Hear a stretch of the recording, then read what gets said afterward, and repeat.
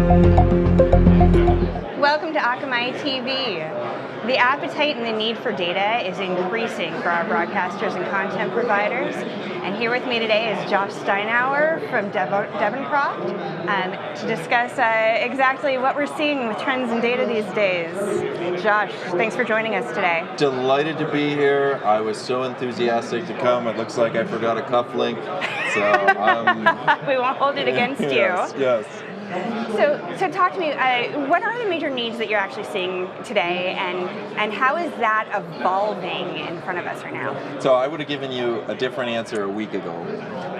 It's nothing causes you to value something like trying to sell it. So, someone like me who's in the market trying to sell data has been very frustrated at where people, setting aside the rhetoric, have actually valued data. But the conversations that I've had here, a couple of them have just changed my life, and especially the way I'm seeing things. I mean, I think the example I would give is, so it took Fox 6 months to build out Fox Sports, right? Those are the types of lead times. And success was, did we get it done? Did we deliver it on budget? And questions like, how are we utilizing our equipment?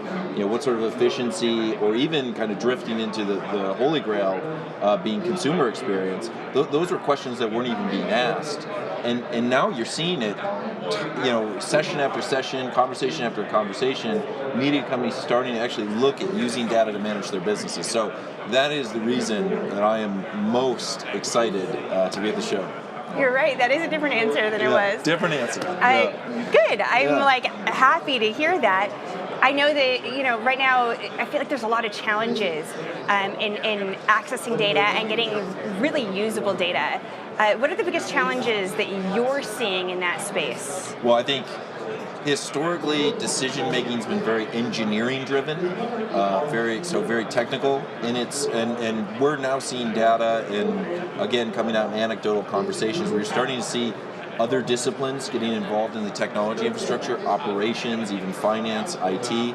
I think historically the tools didn't give you access to a lot of the data or even KPIs you needed to manage your business. But I look across here at just the Akamai wall and a lot of the technologies, and had an opportunity to hear, speaking with the team coming on here, we're starting to expose a lot of that data. And so we're just at the leading edge of what does it mean, how do we tie that to broader business goals. So it's early, but now that we actually have access to the data, we can start to have some different conversations.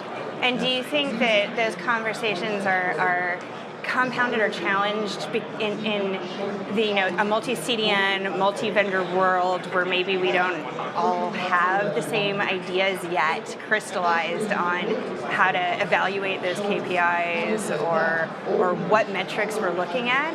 Absolutely. There's kind of 2 points there, right? Yeah. I think multi-CDN needs to mean something other than spending less money, right? There has to be other goals involved there.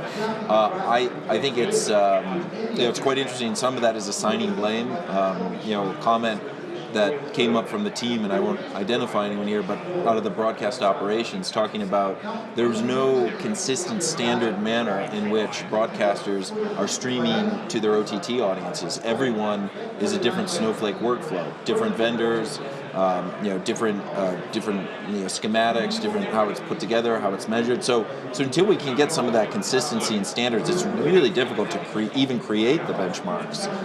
But hope springs eternal, right? So we're good. Are there any key metrics or KPIs that you've kind of keyed into you feel like should help guide the different players in the space to come to a standard set to focus on? So, a qualified yes. I would say, and this goes to something we talked to pre-show, is secrecy is a disease in our industry.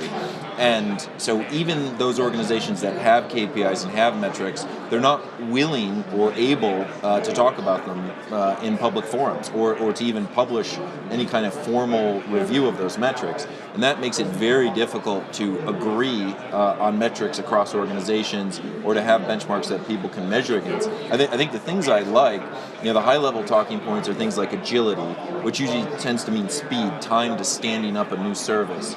Quality, of course, I think that's one where we have to have a really thoughtful discussion about what actually is quality. I've seen some good I'd almost call it academic research that's coming out of Akamai.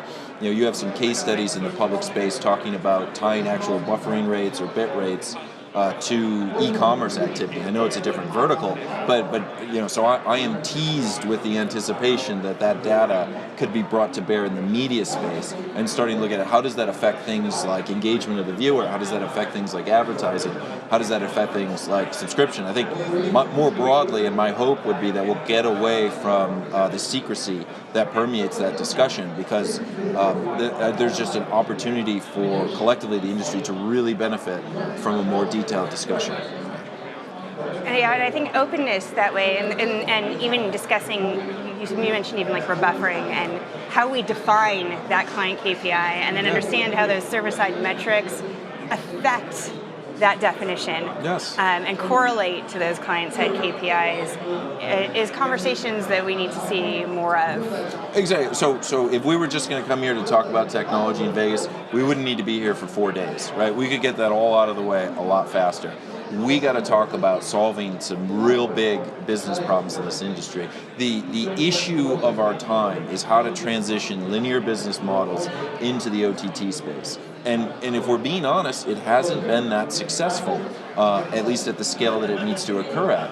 And these metrics are the necessary aspect of convincing a lot of different stakeholders and demonstrating value to a lot of these different stakeholders. So I think, pointing the finger at advertising, pointing the finger at how we even make technology decisions, because ultimately everything has to benefit the consumer experience. So I'm sorry, I'm getting a little overly enthusiastic, but this is the issue of our time, right? We don't need to talk about shiny things in booths, right? We need to talk about how this gets back to business model. And that's why I really enjoy the discussion I've been invited here to have, and the discussion I've been having with the teams. Are you seeing progress in that direction as you've been wandering around here? Like, I don't know if you can point to specifics, but yes. there are things that you've seen specifically that you're like, yes, that's a path forward to progress. That's where something that's going to lead us to where we need to get to. So, I pointed to the Akamai case study. I'd love to see that logic applied in the M&E vertical. Turner said publicly earlier this weekend they now have the atomic cost of every asset in their supply chain in the context of an SVOD workflow. I'm not even sure what that means, but it really sounds like they're getting out the calculators to understand where their assets are and how they can best leverage it. I've heard PBS talk also earlier this weekend, talking about monetizing their archive, which goes back to 1967, and pushing a lot of that content to the edge. That's interesting, but more interesting was the analysis that was discussed on just understanding the cost of delivering and retrieving each one of those assets. I think I'll be even more excited when we get away from some of the finance numbers associated with it. I love finance. Clearly, I love finance, but the fascinating part with me is if at the end of the day, Viacom 18 said this a couple days ago, that we can always talk about operational efficiency, but if unless and until these newer technology deployments find their way into improving the consumer experience, that is really the mark of technology's value to a media organization. So I have seen people talk about certain things with quality. It tends to be more of an engineering discussion, bit rates, lack of rebuffering, lack of latency. But I want to go further than that. We're chasing very big goals here, and I'd love to see it reduced to maybe correlating it back to a lot of things you talked about in the other case study, or some of these other aspects. And I don't want to drone on too much there.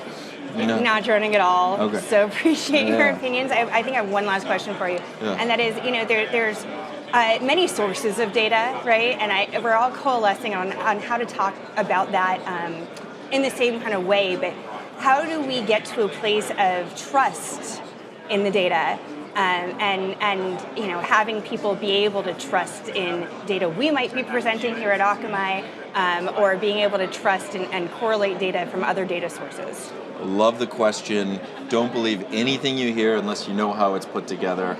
I think the short answer is large data sets, something that like an Akamai customer community.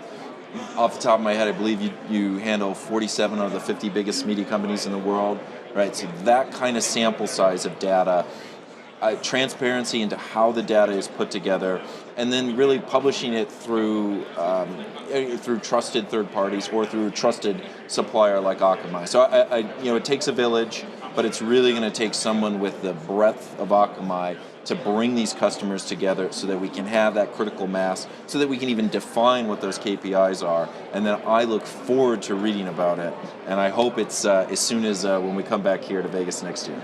Yeah. Josh, this has been a lovely conversation with you. Thank you so much for joining us here at the Akamai TV booth. Yeah.